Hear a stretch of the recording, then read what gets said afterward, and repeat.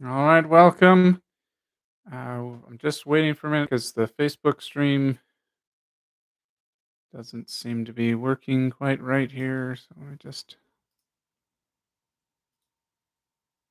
get that going. Uh-oh. Seems to be a problem. Just give me a moment.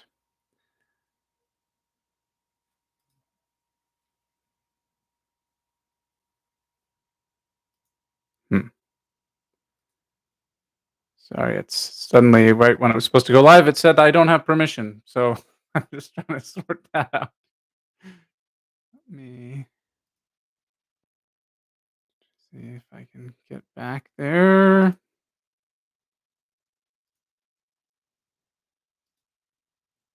Oh my goodness.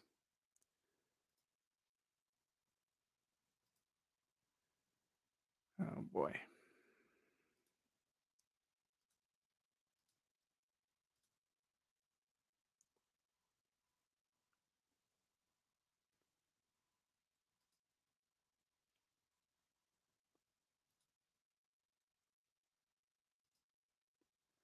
Sorry about this. I've never had this happen before.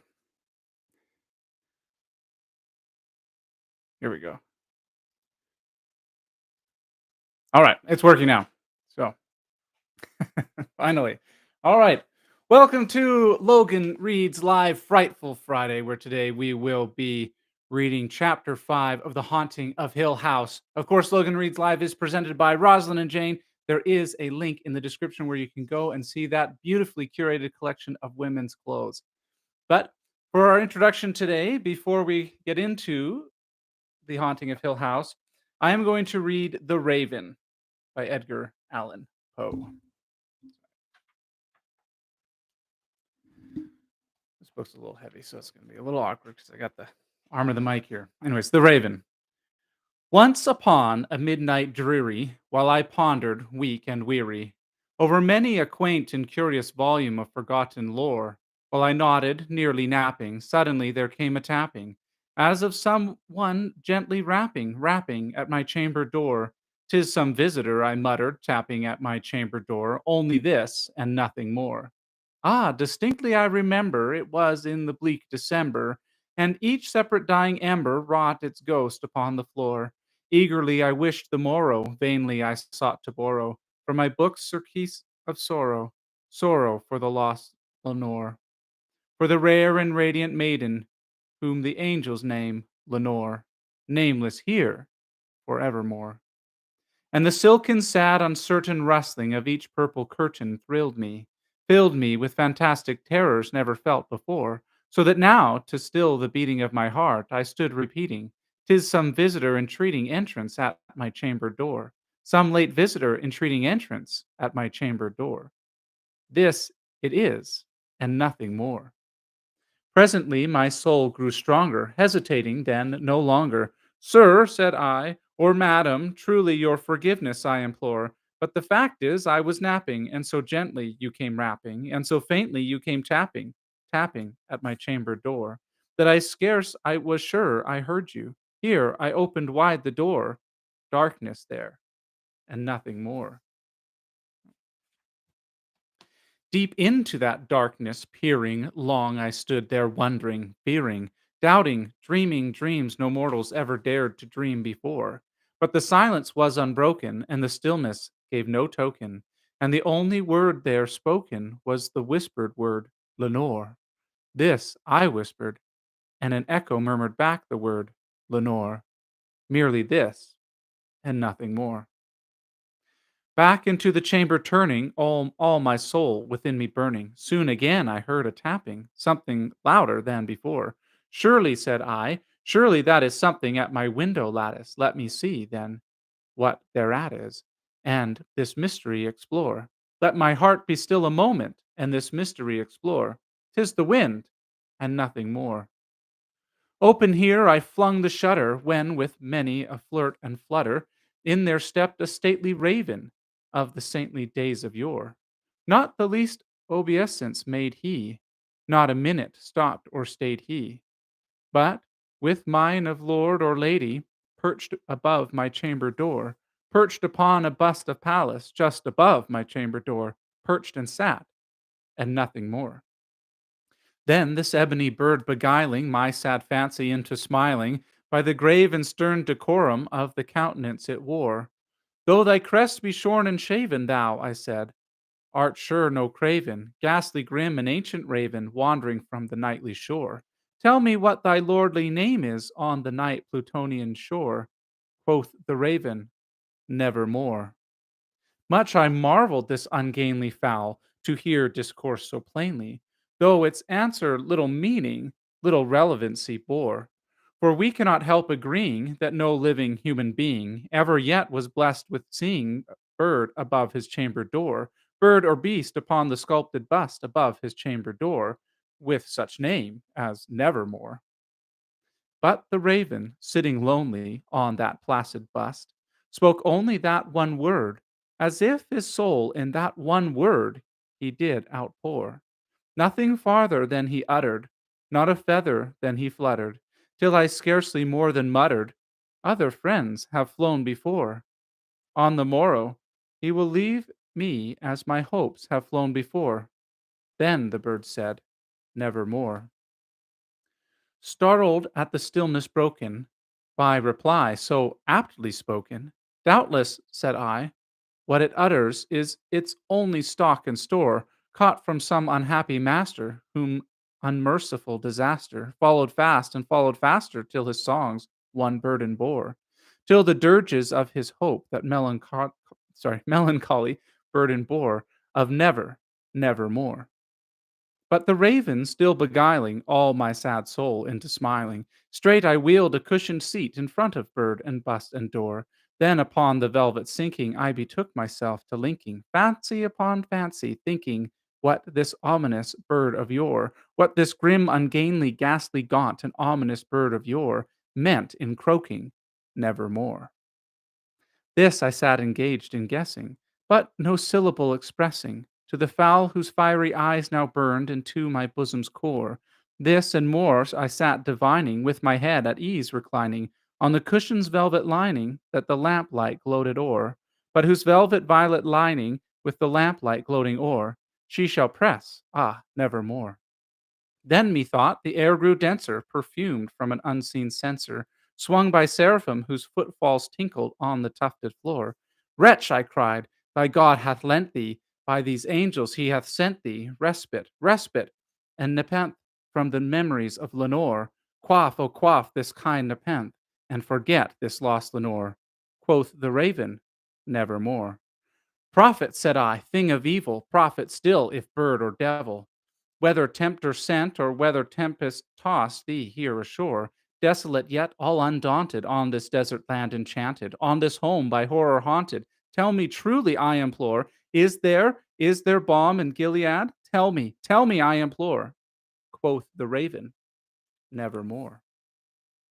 Prophet, said I, thing of evil, prophet still, if bird or devil, but the heaven that bends above us, by that God we both adore. Tell this soul with sorrow laden, if, within the distant Aiden, it shall clasp a sainted maiden, whom the angels name Lenore. Clasp a rare and radiant maiden, whom the angels name Lenore. Quoth the raven, nevermore. Be that word our sign of parting, bird or fiend, I shrieked, upstarting. Get thee back into the tempest and the night's Plutonian shore.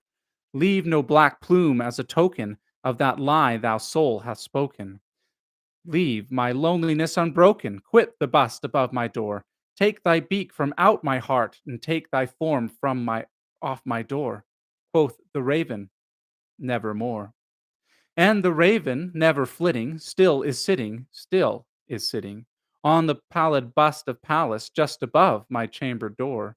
And his eyes have all the seeming of a demon's that is dreaming, and the lamplight o'er him streaming throws his shadow on the floor. And my soul from out that shadow that lies floating on the floor shall be lifted nevermore. That would be, I think, somewhat disturbing to have a raven fly in at night and just sit above your door, cawing nevermore. I would not like that. Anyways, it is time now for the feature presentation of Logan Reads Live Frightful Friday, which is, of course, The Haunting of Hill House, Chapter 5. Just take a drink.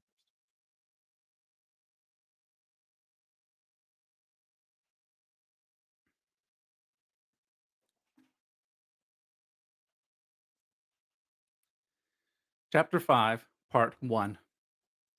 Looking at herself in the mirror, with the bright morning sunlight freshening even the blue room of Hill House, Eleanor thought, "It is my second morning in Hill House, and I am unbelievably happy.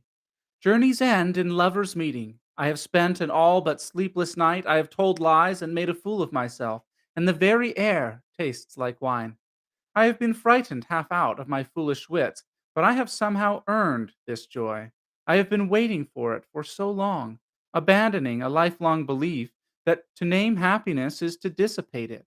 She smiled at herself in the mirror and told herself silently, "You are happy, Eleanor. You have finally been given a part of your measure of happiness." Looking away from her own face in the mirror, she thought blindly, "Journeys end in lovers' meeting. Lovers' meeting. Luke," it was Theodora calling outside the hall, "you carried off one of my stockings last night, and you are a thieving cad, and I hope Mrs. Dudley can hear me." Eleanor could hear Luke faintly answering. He protested that a gentleman had a right to keep the favors bestowed upon him by a lady, and he was absolutely certain that Mrs. Dudley could hear every word. "Eleanor!" Now Theodora pounded on the connecting door. "Are you awake? May I come in?" "Come, of course," Eleanor said, looking at her own face in the mirror. "You deserve it," she told herself. "You have spent your life earning it."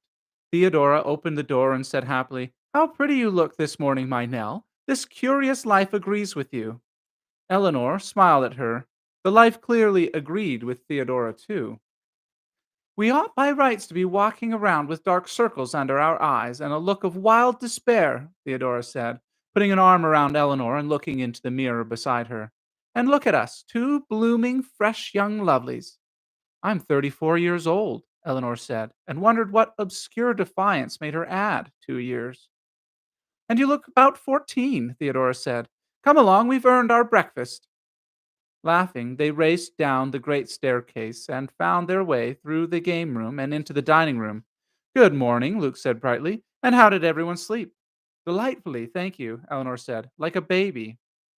"There may have been a little noise," Theodore said, "but one has to expect that in these old houses. Doctor, what do we do this morning?" Said the doctor, looking up. He alone looked tired, but his eyes were lighted with the same brightness they found all in one another. "It is excitement," Eleanor thought. "We are all enjoying ourselves." "Bellican House," the doctor said, savoring his words. "Bodie Rectory. Glamis Castle. It is incredible to find oneself experiencing it. Absolutely incredible. I could not have believed it. I begin to understand dimly the remote delight of your true medium.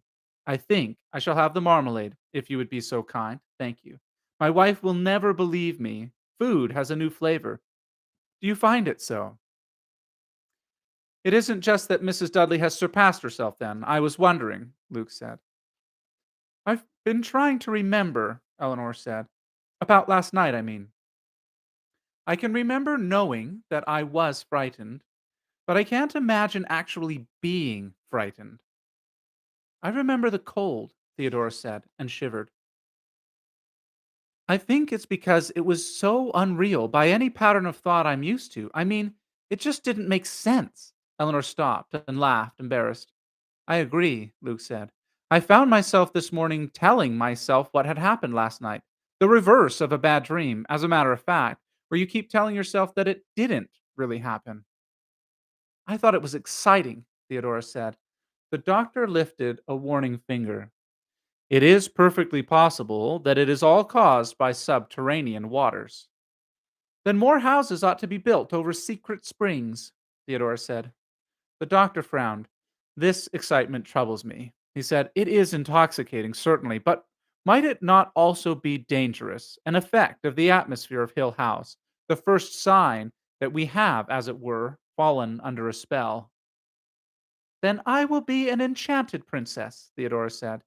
And yet, Luke said, if last night is a true measure of Hill House, we are not going to have much trouble. We were frightened, certainly, and found the experience unpleasant while it was going on, and yet I cannot remember that I felt in any physical danger. Even Theodora telling that whatever was outside her door was coming to eat her did not really sound. I know what she meant, Eleanor said, because I thought it was exactly the right word. The sense was that it wanted to consume us, to take us into itself, make us part of the house, maybe. Oh dear, I thought I knew what I was saying, but I'm doing it very badly. No physical danger exists, the doctor said positively. No ghost in all the long histories of ghosts has ever hurt anyone physically. The only damage done is by the victim to himself. One cannot even say that the ghost attacks the mind, because the mind, the conscious thinking mind, is invulnerable.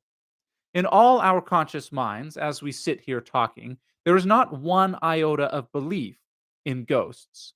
Not one of us, even after last night, can say the word ghost without a little involuntary smile.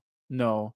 The menace of the supernatural is that it attacks where modern minds are weakest, where we have abandoned our protective armor of superstition and have no substitute defense. Not one of us thinks rationally that what we ran through the garden last night was a ghost and what knocked on the door was a ghost. And yet, there was certainly something going on in Hill House last night, and the mind's instinctive refuge, self doubt, is eliminated. We cannot say it was my imagination, because three other people were there too. I could say, Eleanor put in, smiling, all three of you are in my imagination. None of this is real. If I thought you could really believe that, the doctor said gravely, I would turn you out of Hill House this morning. You would be venturing far too close to the state of mind which would welcome the perils of Hill House with a kind of sisterly embrace. He means he would think that you were batty, Nell dear. Well, Eleanor said, I expect I would be if I had to take sides with Hill House against the rest of you. I would expect you to send me away. Why me? She wondered. Why me? Am I, the public conscience, expected always to say in cold words what the rest of them are too arrogant to recognize? Am I supposed to be the weakest, weaker than Theodora? Of all of us, she thought, I am surely the one least likely to turn against the others. Poltergeists are another thing altogether, the doctor said, his eyes resting briefly on Eleanor. They deal entirely with the physical world. They throw stones, they move objects, they smash dishes. Mrs. Foister at Bodie Rectory was a long suffering woman, but she finally lost her temper entirely when her best teapot was hurled through the window. Poltergeists, however, are rock bottom on the supernatural social scale. They are destructive, but mindless and willless. They are merely undirected force. Do you recall, he asked with a little smile, Oscar Wilde's lovely story, The Canterville Ghost? The American twins who routed that fine old English ghost, Theodora said. Exactly. I have always liked the notion that the American twins were actually a poltergeist phenomenon. Certainly, poltergeists can overshadow any more interesting manifestation. Bad ghosts drive out good. And he patted his hands happily. They drive out everything else, too, he added. There is a manor in Scotland infested with poltergeists, where as many as 17 spontaneous fires have broken out in one day. Poltergeists like to turn people out of bed violently by tipping the bed end over end, and I remember the case of a minister who was forced to leave his home because he was tormented day after day by a poltergeist who hurled at his head hymn books stolen from a rival church.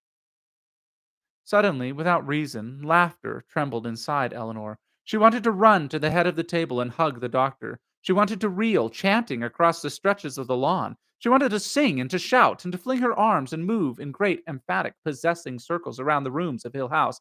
I am here! I am here! She thought. She shut her eyes quickly in delight and then demurely to the doctor. And what do we do today? You are still like a pack of children, the doctor said, smiling too. Always asking me what to do today. Can't you amuse yourself with your toys or with each other? I have work to do. All I really want to do, and Theodora giggled, is slide down that banister. The excited gaiety had caught her as it had Eleanor. Hide and seek, Luke said. Try not to wander around alone too much, the doctor said. I can't think of a good reason why not, but it does seem sensible. Because there are bears in the woods, Theodora said, and tigers in the attic, Eleanor said, and an old witch in the tower and a dragon in the drawing room. I'm quite serious, the doctor said, laughing. It's 10 o'clock. I clear. Good morning, Mrs. Dudley, the doctor said, and Eleanor and Theodora and Luke leaned back and laughed helplessly. I clear at 10 o'clock. We won't keep you long. About 15 minutes, please, and then you can clear the table. I clear breakfast at 10 o'clock. I set on lunch at 1. Dinner I set on at 6. It's 10 o'clock. Mrs. Dudley, the doctor began sternly, and then, noticing Luke's face tight with silent laughter, lifted his napkin to cover his eyes and gave in. You may clear the table, Mrs. Dudley, the doctor said brokenly. Happily, the sound of their laughter echoing along the halls of Hill House and carrying to the marble group in the drawing room and the nursery upstairs and the odd little top to the tower, they made their way down the passage to the parlor and fell, still laughing, into chairs. We must not make fun of Mrs. Dudley, the doctor said and leaned forward, his face in his hands and his shoulders shaking. They laughed for a long time, speaking now and then in half phrases, trying to tell one another something, pointing at one another wildly, and then laughing, or and then la- sorry, and their laughter rocked Hill House until, weak and aching, they lay back, spent, and regarded one another. Now, the doctor began, and was stopped by a little giggling burst from Theodora. Now, the doctor said again, more severely, they were quiet. I want more coffee, he said, appealing. Don't we all? You mean go right in there and ask Mrs. Dudley? Eleanor asked. Walk right up to her when it isn't 1 o'clock or 6 o'clock and just ask her for some coffee, Theodora demanded. Roughly, yes, the doctor said. Luke, my boy, I have observed that you are already something of a favorite with Mrs. Dudley. And how, Luke inquired with amazement, did you ever manage to observe anything so unlikely? Mrs. Dudley regards me with the same particular loathing she gives a dish not properly left on its shelf. In Mrs. Dudley's eyes, you are, after all, the heir to the house, the doctor said coaxingly. Mrs. Dudley must not, or sorry, Mrs. Dudley must feel for you as an old family retainer feels for the young master. In Mrs. Dudley's eyes, I am something lower than a dropped fork. I beg of you, if you are contemplating asking the old fool for something, send Theo or our charming Nell. They are not afraid. Nope, Theodore said. You can't send a helpless female to face down Mrs. Dudley. Nell and I are here to be protected, not to man the battlements for you cowards. The doctor. Nonsense, the doctor said heartily. You certainly wouldn't think of asking me, an older man. Anyway, you know she adores you. Insolent graybeard, Luke said, sacrificing me for a cup of coffee. Do not be surprised, and I say it darkly, do not be surprised if you lose your Luke in this cause. Perhaps Mrs. Dudley has not yet had her own mid morning snack, and she is perfectly capable of a filet de Luc a la Menior, or perhaps d'Apois, depending on her mood. If I do not return, and he shook his finger warningly under the doctor's nose, I entreat you to regard your lunch with the gravest suspicion. Bowing extravagantly, as befitted one off to slay a giant, he closed the door behind him. Lovely Luke, Theodora stretched luxuriously. Lovely Hill House, Eleanor said. Theo, there is a kind of little summer house in the side garden, all overgrown. I noticed it yesterday. Can we explore it this morning? Delighted, Theodora said. I would not like to leave 1 inch of Hill House uncherished. Anyway, it's too nice a day to stay inside.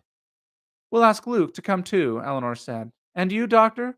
My notes, the doctor began, and then stopped, as the door opened so suddenly that in Eleanor's mind was only the thought that Luke had not dared face Mrs. Dudley after all, but had stood, waiting, pressed against the door. Then, looking at his white face and hearing the doctor say with fury, I broke my own first rule. I sent him alone. She found herself only asking urgently, Luke, Luke. It's all right. Luke even smiled. But come into the long hallway. Chilled by his face, and his voice, and his smile, They got up silently and followed him through the doorway into the dark, long hallway which led back to the front hall. Here, Luke said, and a little winding shiver of sickness went down Eleanor's back when she saw that he was holding a lighted match up to the wall. It's writing, Eleanor asked, pressing closer to see. Writing, Luke said. I didn't even notice it until I was coming back. Mrs. Dudley said no, he added, his voice tight. My flash. The doctor took his flashlight from his pocket, and under its light he moved slowly from one end of the hall to the other. The letters stood out clearly. Chalk, the doctor said, stepping forward to touch a letter with the tip of his finger. Written in chalk. The writing was large and straggling, and ought to have looked, Eleanor thought, as though it had been scribbled by bad boys on a fence. Instead, it was incredibly real, going in broken lines over the thick paneling of the hallway. From one end of the hallway to the other, the letters went, almost too large to read, even when she stood back against the opposite wall. Can you read it? Luke asked softly, and the doctor, moving his flashlight, read slowly. Help, Eleanor, come home. No. And Eleanor felt the word stop in her throat. She had seen her name as the doctor read it. It is me, she thought. It is my name standing out there so clearly. I should not be on the walls of this house. Wipe it off, please, she said, and felt Theodora's arm go round her shoulders. It's crazy, Eleanor said, bewildered. Crazy is the right word, all right, Theodora said strongly. Come back inside, Nell, and sit down. Luke will get something and wipe it off. But it's crazy, Eleanor said, hanging back to see her name on the wall. Why? Firmly, the doctor put her through the door into the little parlor and closed it. Luke had already attacked the message with his handkerchief. Now, listen to me, the doctor said to Eleanor. Just because your name. That's it, Eleanor said, staring at him. It knows my name, doesn't it? It knows my name. Shut up, will you? Theodora shook her violently. It could have said any of us. It knows all our names. Did you write it? Eleanor turned to Theodora. Please tell me. I won't be angry or anything, just so I can know that maybe it was only a joke to frighten me. She looked appealingly at the doctor. You know that none of us wrote it, the doctor said. Luke came in, wiping his hands on his handkerchief, and Eleanor turned hopefully. Luke, she said, you wrote it, didn't you, when you went out? Luke stared, and then came to sit on the arm of the chair. Listen, he said. You want me to go writing your name everywhere, carving your initials in trees, writing Eleanor Eleanor on little scraps of paper? He gave her hair a soft little pull. I've got more sense, he said. Behave yourself. Then why me? Eleanor said, looking from one of them to another. I am outside, she thought madly. I am the one chosen. And she said quickly, beggingly, did I do something to attract attention more than anyone else? No more than usual, dear, Theodora said. She was standing by the fireplace, leaning on the mantel and tapping her fingers. And when she spoke, she looked at Eleanor with a bright smile. Maybe you wrote it yourself. Angry, Eleanor almost shouted. You think I want to see my name scribbled all over this foul house? You think I like the idea that I am the center of attention? I'm not a spoiled baby after all. I don't like being singled out. Asking for help, did you notice? Theodora said lightly. Perhaps the spirit of the poor little companion has found a means of communication at last. Maybe she was only waiting for some drab, timid. Maybe it was only addressed to me because no possible appeal for help could get through that iron selfishness of yours. Maybe I might have more sympathy and understanding in 1 minute than. And maybe, of course, you wrote it yourself, Theodora said again. After the manner of men who see women quarreling, the doctor and Luke had withdrawn, standing tight together in miserable silence. Now, at last, Luke moved and spoke. That's enough, Eleanor, he said, unbelievably, and Eleanor whirled around, stamping. How dare you, she said, gasping. How dare you? And the doctor laughed. And then she stared at him and then at Luke, who was smiling and watching her. What is wrong with me? She thought. Then, but they think Theodora did it on purpose. Made me mad so I wouldn't be frightened. How shameful to be maneuvered that way. She covered her face and sat down in her chair. Nell, dear, Theodora said, I am sorry. I must say something, Eleanor told herself. I must show them that I am a good sport after all. A good sport. Let them think that I am ashamed of myself. I'm sorry, she said. I was frightened. Of course you were, the doctor said, and Eleanor thought how simple he is, how transparent. He believes every silly thing he has ever heard. He thinks even that Theodora shocked me out of hysteria. She smiled at him and thought, now I am back in the fold. I really thought you were going to start shrieking, Theodora said, coming to kneel by Eleanor's chair. I would have in your place, but we can't afford to have you break up, you know. We can't afford to have anyone but Theodora in the center of the stage, Eleanor thought. If Eleanor is going to be the outsider, she is going to be it all alone. She reached out and patted Theodora's head and said, thanks. I guess I was kind of shaky for a minute. I wondered if you two were going to come to blows, Luke said, until I realized what Theodora was doing. Smiling down into Theodora's bright, happy eyes, Eleanor thought, but that isn't what Theodora was doing at all.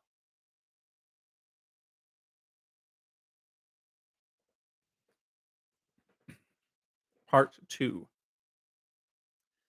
Time passed lazily at Hill House. Eleanor and Theodora, the doctor and Luke, alert against terror, wrapped around by the rich hills and securely set into the warm, dark luxuries of the house, were permitted a quiet day and a quiet night, enough perhaps to dull them a little. They took their meals together, and Mrs. Dudley's cooking stayed perfect. They talked together and played chess. The doctor finished Pamela and began on Sir Charles Grandison. A compelling need for occasional privacy led them to spend some hours alone in their separate rooms, without disturbance. Theodora and Eleanor and Luke explored the tangled thicket behind the house and found the little summer house, while the doctor sat on the wide lawn writing, within sight and hearing. They found a walled in rose garden, grown over with weeds, and a vegetable garden tenderly nourished by the Dudleys. They spoke often of arranging their picnic by the brook. There were wild strawberries near the summer house, and Theodora and Eleanor and Luke brought back a handkerchief full and lay on the lawn near the doctor eating them, staining their hands and their mouths. Like children, the doctor told them, looking up with amusement from his notes. Each of them had written, carelessly and with little attention to detail, an account of what they thought they had seen and heard so far in Hill House, and the doctor had put the papers away in his portfolio. The next morning, their third morning in Hill House, the doctor, aided by Luke, had spent a loving and maddening hour on the floor of the upstairs hall trying, with chalk and measuring tape, to determine the precise dimensions of the cold spot, where Eleanor and Theodora sat cross-legged on the floor, noting down the doctor's measurements and playing tic-tac-toe. The doctor was occasionally hampered in his work by the fact that his hands, repeatedly chilled by the extreme cold, he had not he could not hold either the chalk or the tape for more than a minute at a time. Luke, inside the nursery doorway, could hold one end of the tape until his hand came into the cold spot, and then his fingers lost strength and relaxed helplessly. A thermometer, dropped into the center of the cold spot, refused to register any change at all, but continued doggedly maintaining that the temperature there was the same as the temperature down the rest of the hall, causing the doctor to fume wildly against the statisticians of the Borley Rectory, who had caught an 11-degree drop. When he had defined the cold spot as well as he could, he noted his results in his notebook. He brought them downstairs for lunch and issued a general challenge to them to meet him at croquet in the cool of the afternoon. It seems foolish, he explained, to spend a morning as glorious as this has been looking at a frigid place on the floor. We must plan to spend more time outside, and was mildly surprised when they laughed. Is there still a world somewhere? Eleanor asked wonderingly. Mrs. Dudley had made them a peach shortcake, and she looked down at her plate and said, I am sure Mrs. Dudley goes somewhere else at night, and she brings back heavy cream each morning, and Dudley comes up with groceries every afternoon. But as far as I can remember, there is no other place than this. We are on a desert island, Luke said. I can't picture any world but Hill House, Eleanor said. Perhaps, Theodora said, we should make notches on a stick or pile pebbles in a heap, one each day, so we will know how long we have been marooned. How pleasant not to have any how pleasant not to have any word from outside. Luke helped himself to an enormous heap of whipped cream. No letters, no newspapers, anything might be happening. Unfortunately, the doctor said, and then stopped. I beg your pardon, he went on. I meant only to say that word will be reaching us from outside. And of course, it is not unfortunate at all. Mrs. Montague, my wife, that is, will be here on Saturday. But when is Saturday? Luke asked. Delighted to see Mrs. Montague, of course. Day after tomorrow, the doctor thought. Yes, he said, after a minute. I believe that the day after tomorrow is Saturday. We will know it is Saturday, of course, he told them with a little twinkle, because Mrs. Montague will be here. I hope she's not holding high hopes of things going bump in the night, Theodore said. Hill House has fallen far short of its original promise, I think. Or perhaps Mrs. Montague will be greeted with a volley of psychic experiences. Mrs. Montague, the doctor said, will be perfectly ready to receive them. I wonder, Theodora said to Eleanor as they left the lunch table under Mrs. Dudley's watchful eye, why everything has been so quiet. I think this waiting is nerve wracking, almost worse than having something happen. It's not us doing the waiting, Eleanor said. It's the house. I think it's biding its time, waiting until we feel secure, maybe, and then it will pounce. I wonder how long it can wait. Eleanor shivered and started up the great staircase. I am almost tempted to write a letter to my sister, having a perfectly splendid time here in jolly old Hill House. You really must plan to bring the whole family next summer, Theodora went on. We sleep under blankets every night. The air is so bracing, particularly in the upstairs hall. You go around all the time just glad to be alive.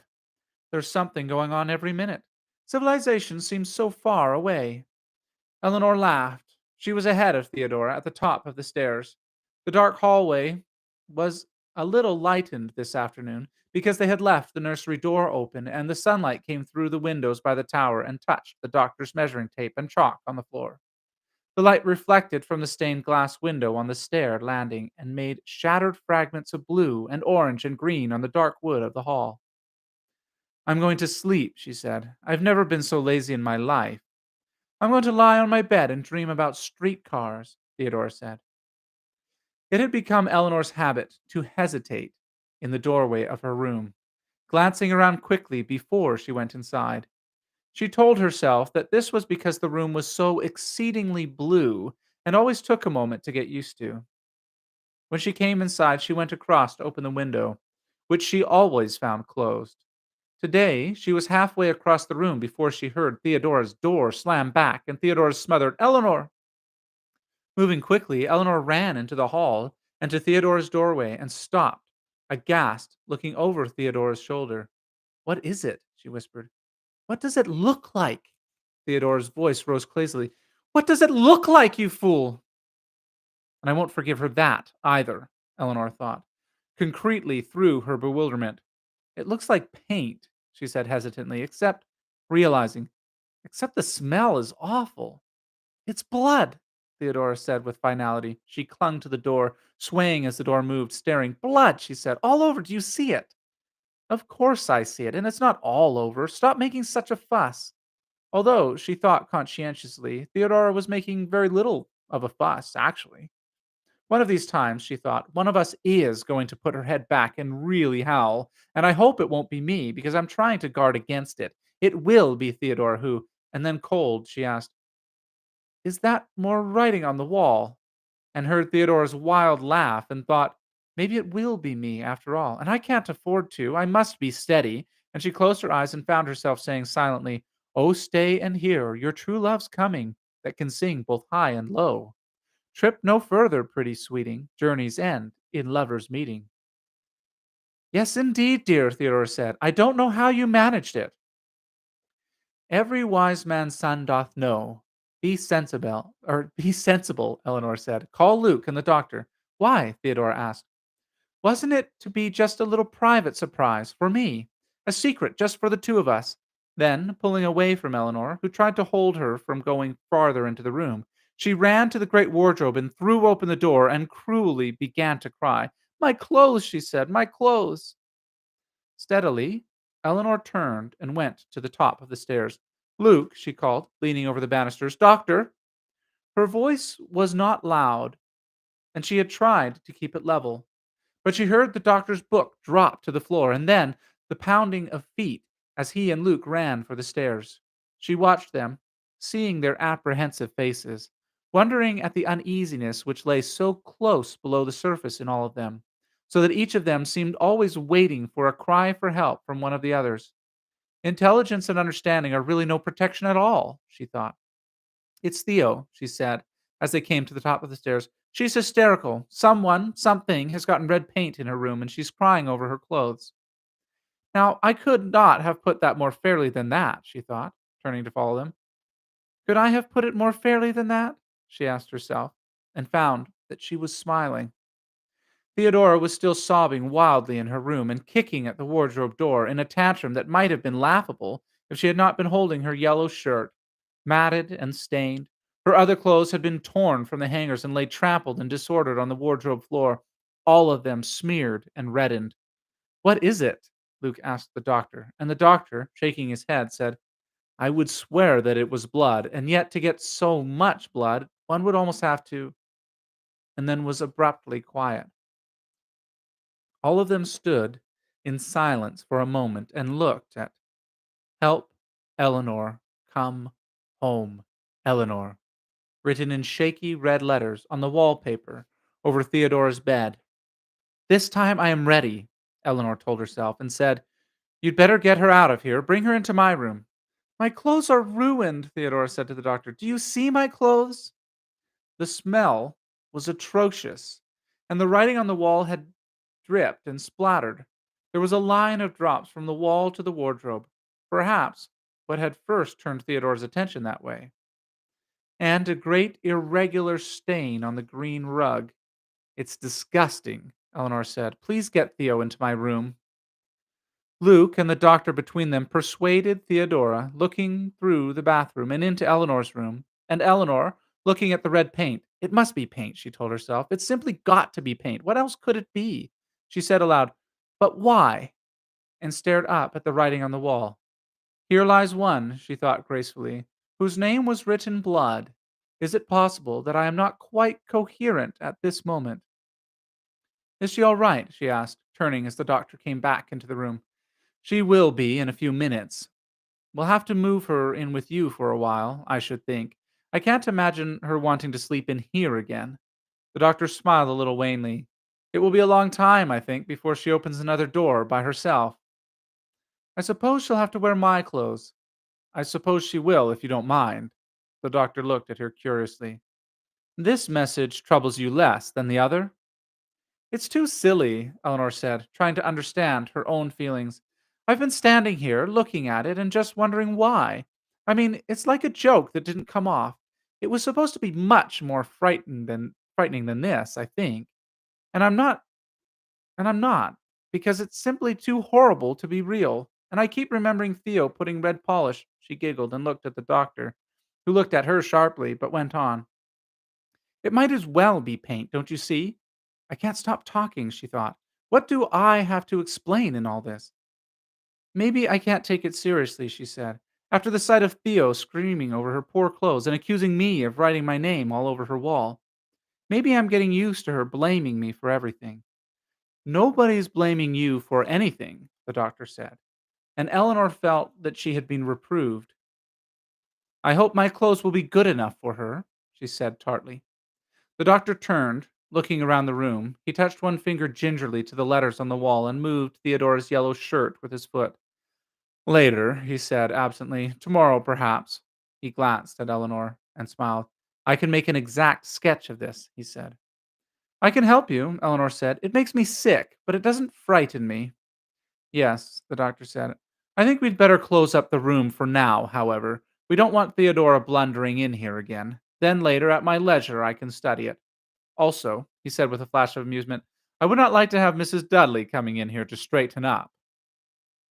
Eleanor watched silently while he locked the hall door from inside the room, and then they went through the bathroom and locked the connecting door into Theodora's green room. I'll see about moving in another bed, he said, and then, with some awkwardness, You've kept your head well, Eleanor. It's a help to me.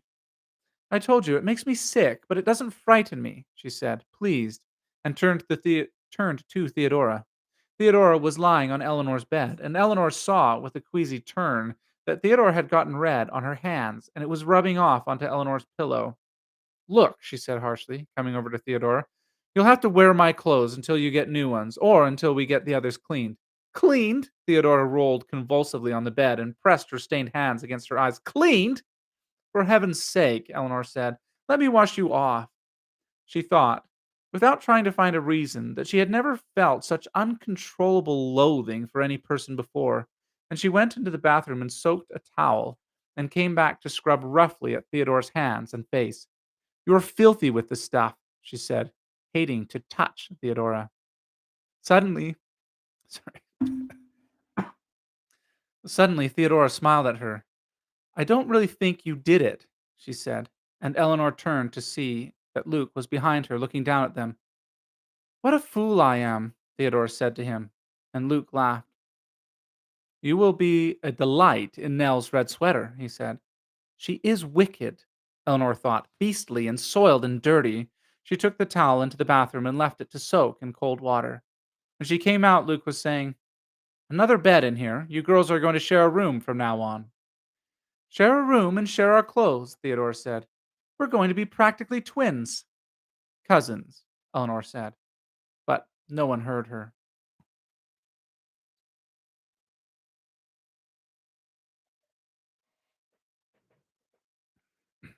Part 3. It was the custom, rigidly adhered to, Luke said, turning the brandy in his glass, for the public executioner, before a quartering, to outline his knife strokes in chalk upon the belly of his victim. For fear of a slip, you understand. I would like to hit her with a stick, Eleanor thought, looking down on Theodore's head beside her chair. I would like to batter her with rocks. An exquisite refinement, exquisite, because of course the chalk strokes would have been almost unbearable, excruciating, if the victim were ticklish. I hate her, Eleanor thought. She sickens me. She is all washed and clean and wearing my red sweater. When the death was by hanging in chains, however, the executioner. Nell, Theodora looked up at her and smiled. I really am sorry, you know, she said. I would like to watch her dying, Eleanor thought, and smiled back and said, don't be silly.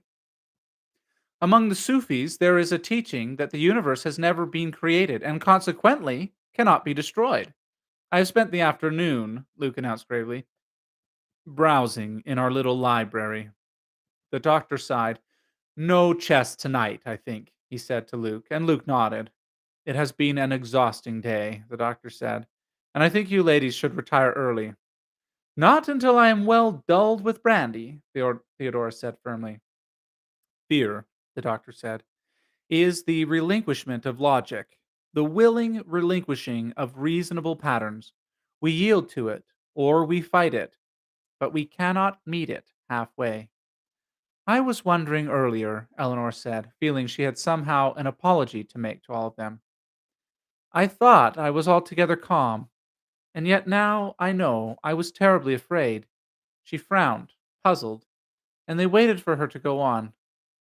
When I am afraid, I can see perfectly the sensible, beautiful, not afraid side of the world.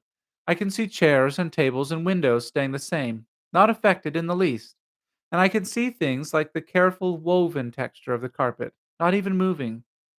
But when I am afraid, I no longer exist in any relation to these things. I suppose because these things are not afraid. I think we are only afraid of ourselves, the doctor said slowly. No, Luke said, of seeing ourselves clearly without disguise. Of knowing what we really want, Theodora said. She pressed her cheek against Eleanor's hand, and Eleanor, hating the touch of her, took her hand away quickly. I am always afraid of being alone, Eleanor said, and wondered, am I talking like this? Am I saying something I will regret bitterly tomorrow? Am I making more guilt for myself?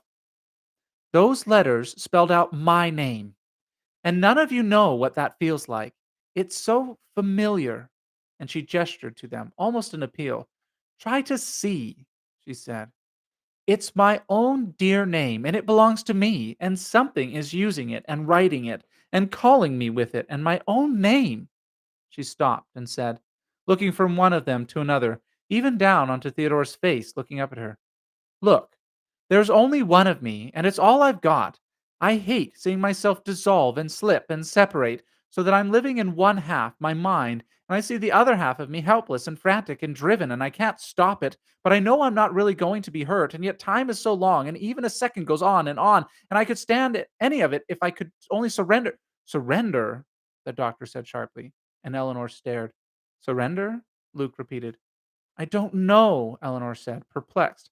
I was just talking along, she told herself. I was saying something. What was I just saying? She has done this before, Luke said to the doctor. I know, said the doctor gravely, and Eleanor could feel them all looking at her. I'm sorry, she said. Did I make a fool of myself? It's probably because I'm tired. Not at all, the doctor said, still grave. Drink your brandy. Brandy? Eleanor looked down, realizing that she held a brandy glass. What did I say? She asked them. Theodora chuckled. Drink, she said. You need it, my Nell. Obediently, Eleanor sipped at her brandy, feeling clearly its sharp burn, and then said to the doctor, I must have said something silly, from the way you're all staring at me. The doctor laughed. Stop trying to be the center of attention. Vanity, Luke said serenely. Have to be in the limelight, Theodora said, and they smiled fondly, all looking at Eleanor. Part 4. Sitting up in the two beds beside each other, Eleanor and Theodora reached out between and held hands tight. The room was brutally cold and thickly dark. From the room next door, the room which until that morning had been Theodora's, came the steady, low sound of a voice babbling. Too low for words to be understood, too steady for disbelief. Holding hands so hard that each of them could feel the other's bones. Eleanor and Theodora listened, and the low, steady sound went on and on, the voice lifting sometimes for an emphasis on a mumbled word, falling sometimes to a breath, going on and on. Then, without warning, there was a little laugh, a small gurgling laugh that broke through the babbling, and it rose as it laughed, on up and up the scale, and then broke off suddenly in a little painful gasp, and the voice went on.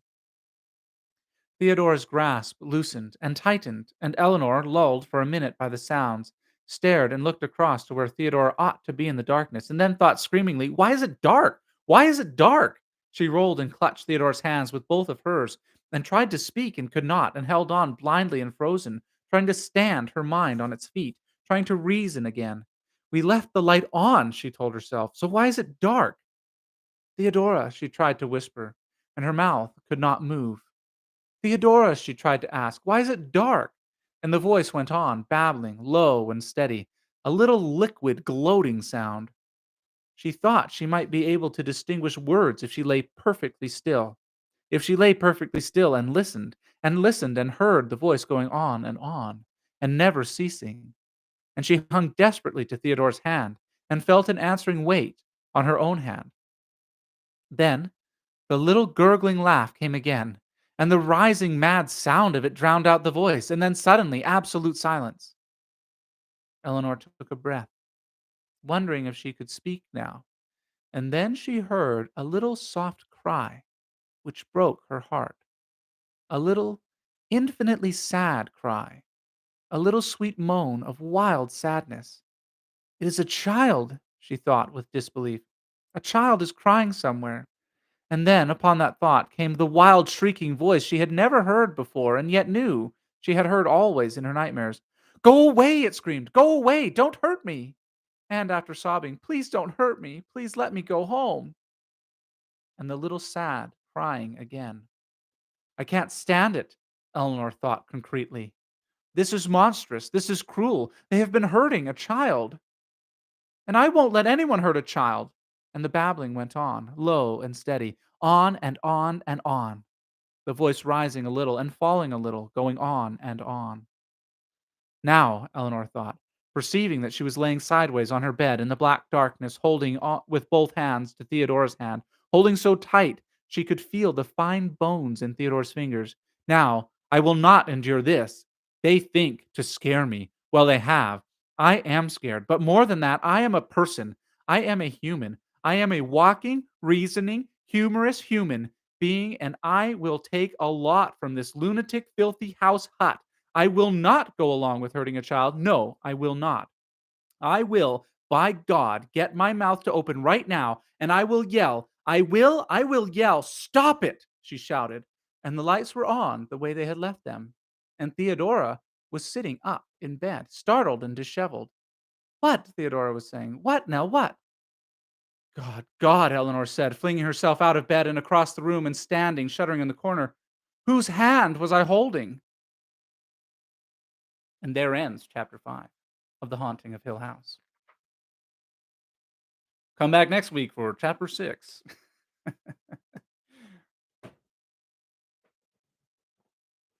So I haven't read this book before, and so I don't know what's going to happen. I don't know if you do, but I do think this is where it starts to get more serious. And I'm just going to speculate now. Like I said, I haven't read it, so I don't know what's about to happen. But I do think that um, Theodora is being possessed already at this point. That when she's talking without realizing what she's saying, uh, that's actually not her talking, that she's just talking along. And one of the things that's not clear to me is when at the end of their conversation in the parlor, she's asking, "What did I say? What did I say?" If she doesn't remember at all what she had said, or that she just doesn't really remember. Sometimes you're talking and you know sort of what you said, but not really. I wonder if she just doesn't remember at all what she was talking about. And that's not, to me, that's not clear. Sorry. If she knows at all what she was talking about. Anyways, if you know, let me know, I guess. Like, except that if it's something from future in the book, then don't tell me. But I suspect it's one of those things that you're either supposed to know or not know already, and it's already resolved, and they're not going to address whether she really doesn't remember at all that she was what she was saying, or anyways. Anyways, that was Logan Reads Live, Frightful Friday, presented by Rosalind and Jane. There is, of course, a link in the description where you can go to find the beautifully curated collection of women's clothes where the wedding collection is now available. And for the wedding dresses, you can do custom sizing. Like I've said before, I've never bought a wedding dress, but I'm sure that you really want those to fit. And so you can put in your own custom sizes to make sure that the dresses will fit properly. Anyways, thank you very much. Have a lovely night. Have a lovely weekend. And we will see you next week. Bye for now.